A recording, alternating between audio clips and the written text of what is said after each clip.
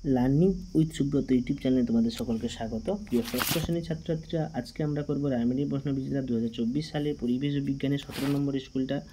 তো দেখো কি বলেছে 17 নম্বর স্কুলটা, একের দাগে ওই স্কুলটার নাম হচ্ছে কান্দি রাজা এমসি গার্লস হাই স্কুল। কান্দি রাজা এমসি গার্লস হাই স্কুল। প্রথম প্রশ্ন হচ্ছে, একটি স্পর্শহীন বলের নাম হচ্ছে অভিকর্ষ বল। অভিকর্ষ বল একটা স্পর্শহীন বল। গভীরতা বৃদ্ধি পেলে তরলের চাপ কি হয়? বৃদ্ধি পায়। ইয়েস। মানুষের হৃদস্পন্দন কত? সাধারণ মানুষের হৃৎপিণ্ড 72 থেকে 80 বার। পরের প্রশ্ন, গ্রানাইট রূপান্তরিত হয়ে কিসে তৈরি হয়েছে? নিস। এসআইতে তড়িৎ প্রবাহের একক কি? অ্যাম্পিয়ার। অ্যাম্পিয়ার হচ্ছে এসআইতে তড়িৎ প্রবাহের একক।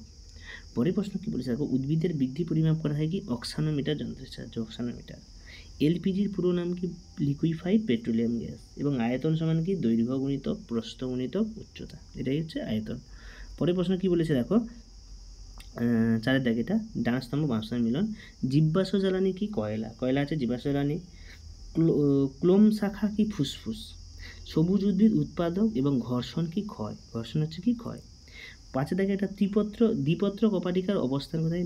বাম নীলয়, বাম অলিন্দ এবং বাম নীলয়। ঠিক আছে, এখানে দন্ত নটা হতো।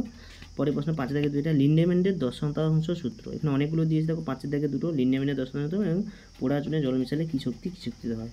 তো লিন্ডেম্যানের 10 শতাংশ সূত্র আগেও বলেছি, প্রতিটি পুষ্টি স্তরের শক্তি 10% জীবদেহ গঠনের কাজে লাগে আর বাকি 90% স্থানান্তরিত হয়ে যায়। এটা সুন্দর করে এখান থেকে লিখে নেবে।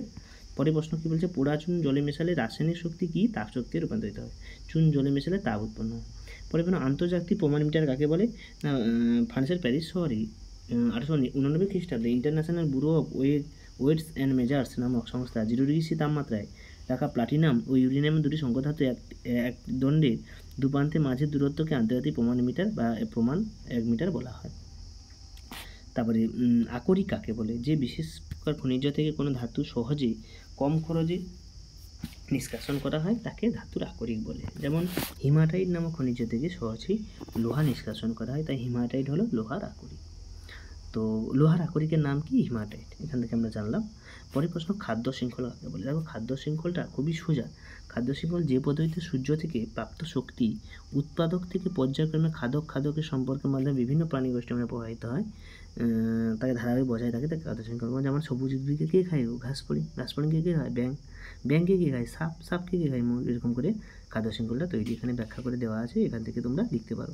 পরে প্রশ্ন, অস্থি সন্ধি কাকে বলে? দুটি বা ততোধিক অস্থির মিলনকে অস্থি সন্ধি বলে। সন্ধি মানে কি? যোগ করা। স্যাডেল সন্ধি দেখা যায় আমাদের হাতের বুড়ো আঙুলে স্যাডেল সন্ধি, দেখা যায়। পরে নবীকরণযোগ্য শক্তির উৎস কি? না, যেসব শক্তি উৎস বর্তমানে প্রচুর পরিমাণে পাওয়া যায় এবং কোনো পরিবেশ দূষণ করে না এবং যত খুশি তোমরা ব্যবহার করতে পারো, পরিবেশে কোনো ক্ষতি, পরিবেশ বান্ধব শক্তি, সেটা হচ্ছে নবীকরণযোগ্য শক্তি। যেমন কি? মানে বায়ু শক্তি, সৌরশক্তি, জলপ্রায় শক্তি।